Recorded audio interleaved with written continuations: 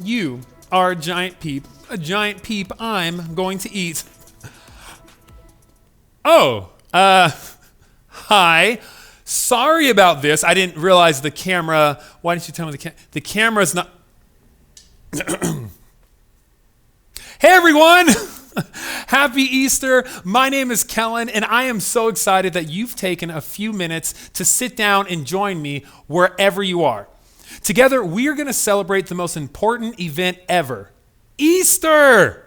Now, you and I both know that Easter is about more than eggs and chocolate and parents. It's more than just the fake grass that you're going to vacuum up for weeks. It's about the biggest moment in human history. But before we get to that, I think it might be fun to take a look at how Easter has been celebrated in the past. Okay, not quite as far back as the very first Easter. I'm talking about the way our grandparents celebrated Easter. In style. Ooh, I'm fancy, huh? Look at this. Let's be real. Some of you are in your PJs, sitting on the couch, eating cereal. But earlier generations, they really knew how to make the day festive, like this. And of course, some of these traditions we know and love today, well, they started many, many years ago. Take the Easter egg. Easter eggs were first decorated more than 500 years ago as a symbol of new life. Check this out. We have decorated eggs of all kinds.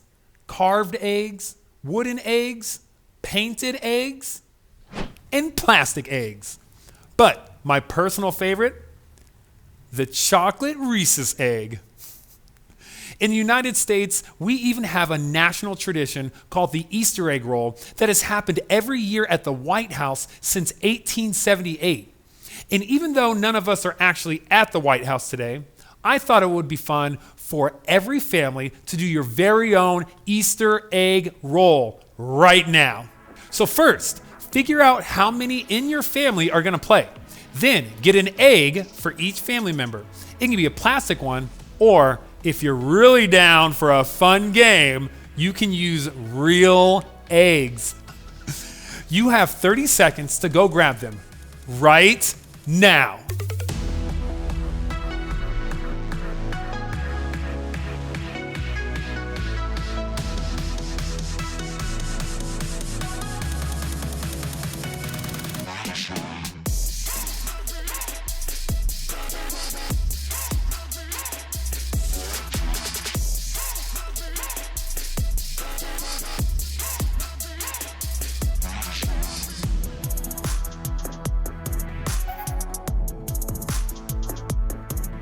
Got your eggs?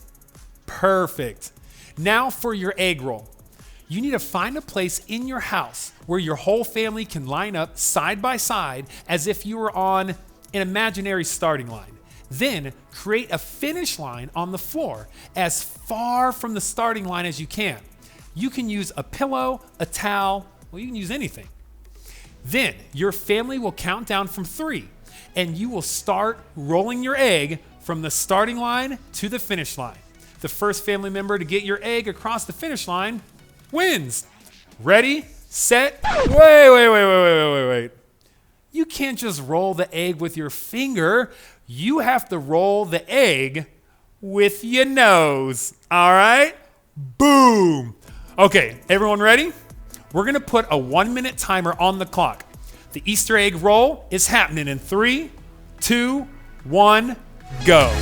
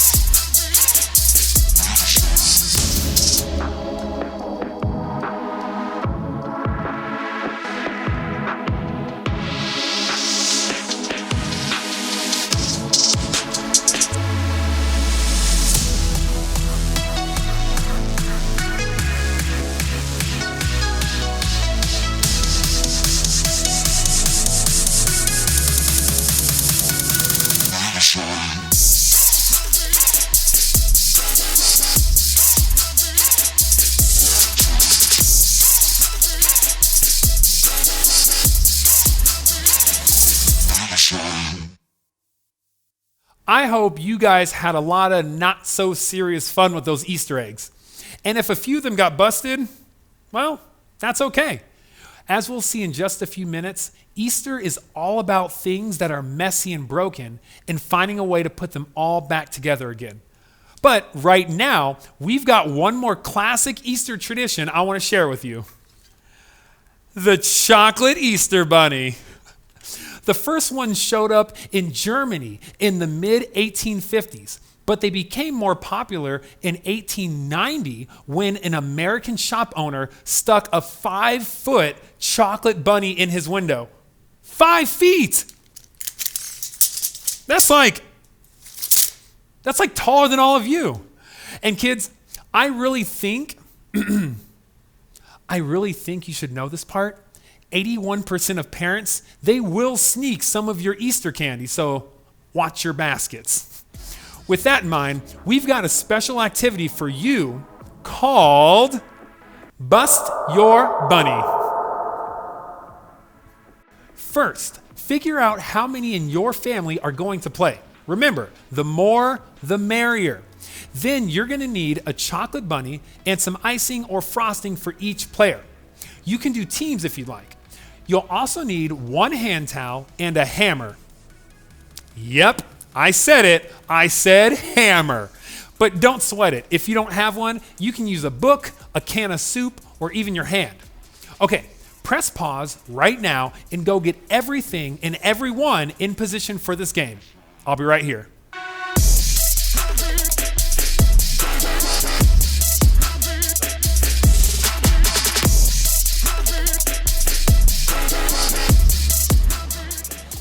You got everything? Okay, here's how you play. First, each player or team will need to bust their bunny. Yep, you heard me, people. You need to bust your bunny. Now, cover the chocolate bunny with a hand towel, mostly to prevent any flying pieces, and you need to give the bunny a whack with the hammer. Trust me, don't go crazy here, okay? Here we go. That's my favorite part.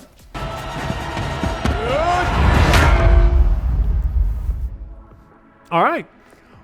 Once everyone has properly busted up their bunny, the game is ready to begin. Your whole family will count to 3 and then begin gluing the bunny back together with their tub of frosting. The first team to finish wins. Got it? Oh, also, it has to look good, right? Bust Your Bunny is happening in 3, 2, 1, go.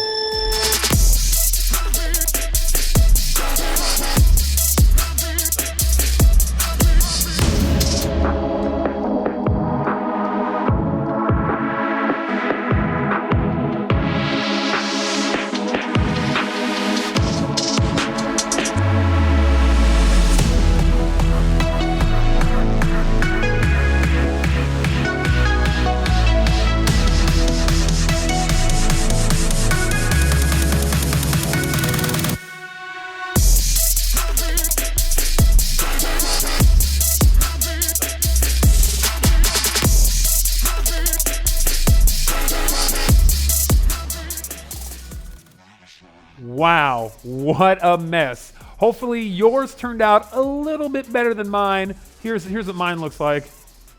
It's beautiful. It's beautiful. Your guys were probably creative and very interesting, but make sure you name your bunny and you post a pic of your glued back together bunny on social media to show all your friends and family. Now, as we said earlier, Easter is all about something good coming out of something bad. It's about a plan that God formed from the foundation of the earth. Just like these flowers grew from a seed in the dark earth, God's plan took shape out of darkness and brokenness. And at the right time, he brought about the most amazing, breathtaking, beautiful event this world has ever known. Let's take a look.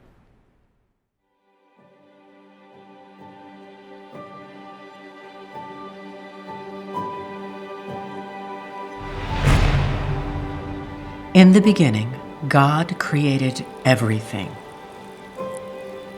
He formed people in his own image. There was nothing between God and us. It was peaceful. It was perfect. But then we turned away from God. When sin entered the world, everything broke. It seemed there was no way for us to be whole again. But God loved us so much.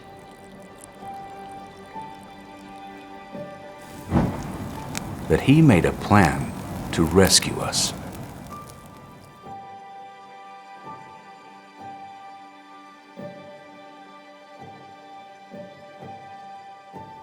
God sent his very own son, Jesus, to live among us.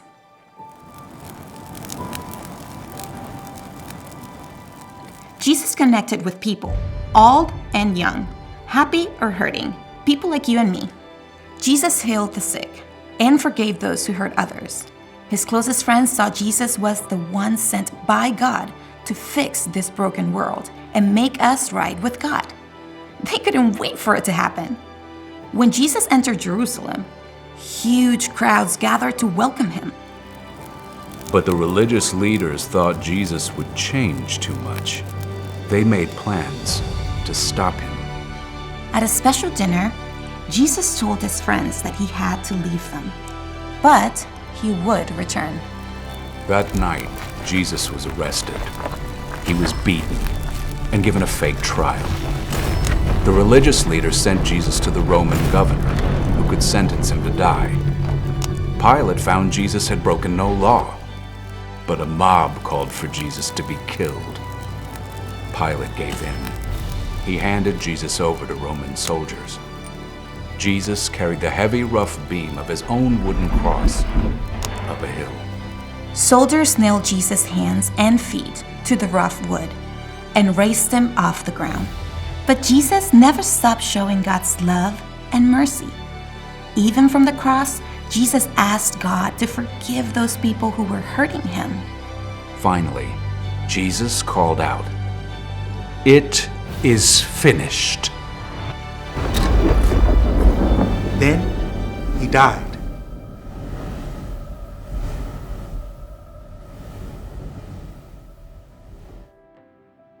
Jesus' body was placed inside a stone tomb with a huge rock blocking the entrance. It seemed the plan had failed, that the world was broken forever, that no one could put the pieces back together. Early Sunday morning, on the day we call Easter, Mary Magdalene hurried to the tomb.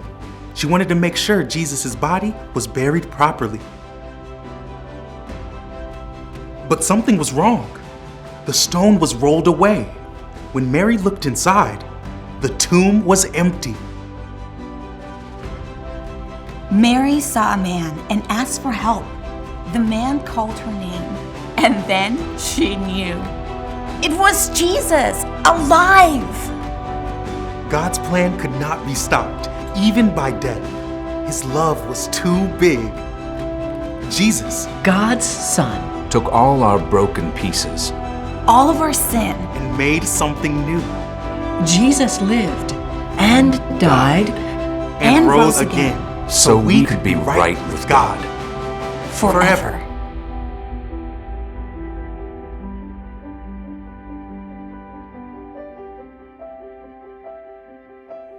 Wow. You guys, I hear that story each and every Easter, and it always amazes me. I mean, God sent Jesus to the world to remind me that he is greater than anything that can go wrong in my world. The simple fact that Jesus came back to life, well, that is proof to me that I can face anything bad that happens.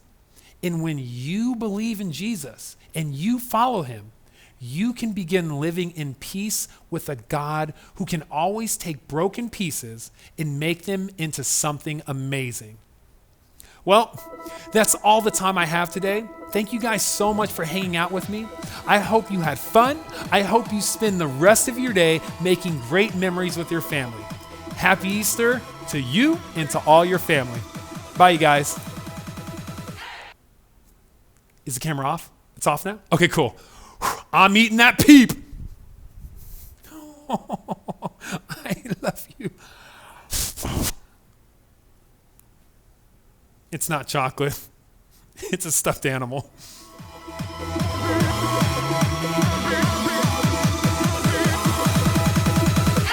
The greatest day in history. Death is beating, you have rescued me. Sing it out, Jesus is alive. The empty cross, the empty grave. Life eternal, you have won the day. Shout it out, Jesus is alive. He's alive. Oh, happy day, happy day. You wash my sin away. Oh, happy day, happy day. I'll never be the same. Forever I'm changed. I'll never be the same. When I stand in that place, free at last, meeting face to face. I am yours, Jesus, you are mine. In this joy, perfect peace, earthly pain finally will cease. Celebrate, Jesus is alive. He's alive. Oh, happy day, happy day. You wash my sin away. Oh, happy day, happy day. I'll never be the same. Forever I'm changed. I'll never be the same. Oh, what a glorious day, what a glorious way. You have saved me, and oh, what a glorious day, what a glorious name. Oh, happy day, happy day. You wash my sin away. Oh, happy day, happy day. I'll never be the same. Forever I'm changed. I'll never be the same. We are the champions, my friend.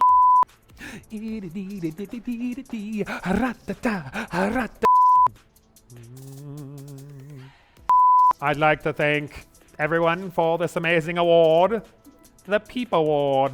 Hey guys, we're talking about the bunny. I got it. Jesus is alive. He's alive. Oh, happy day, happy day. You wash my sin away. Oh, happy day, happy day. I'll never be the same. Forever I'm changed. I'll never be the same. Oh, what a glorious day, what a glorious way. You have saved me, and oh, what a glorious day, what a glorious name. Oh, happy day, happy day. You wash my sin away. Oh, happy day, happy day. I'll never be the same.